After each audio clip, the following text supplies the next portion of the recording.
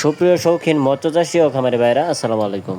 আমাদের ইউটিউব চ্যানেলের মৎস্য চাষের নতুন একটি ভিডিওতে আপনাদের সকলকে জানাই আন্তরিক শুভেচ্ছা অভিনন্দন। তো ডিয়ার ভিউয়ার্স, আপনারা যারা অরিজিনাল দেশি মাগুর মাছের পোনা খুঁজতেছেন তাদের জন্য আজকের ভিডিওটি সম্পূর্ণ ভিডিওটি লক্ষ্য করে দেখবেন।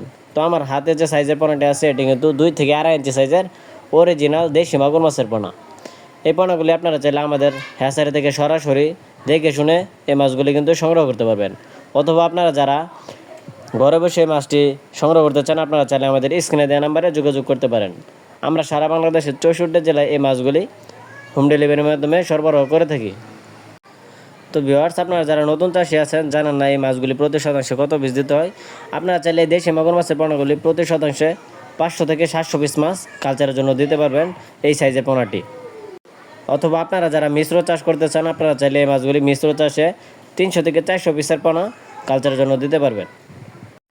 তো ভিউয়ার্স, আপনি চাইলে কিন্তু শিং মাছ আর দেশি মাগুর মাছ একসাথে মিশ্র চাষ করতে পারেন, এতে ব্যাপক হারে লাভ রয়েছে। আমাদের থেকে যে দেশি মাগুর মাছের পোনাটি সংগ্রহ করবেন এই মাগুর মাছটিকে আপনি ফিড খাবার খাওয়াতে পারবেন, যে কোনো ফিড খাবার এই মাছটি খেয়ে বড় হয়ে থাকে।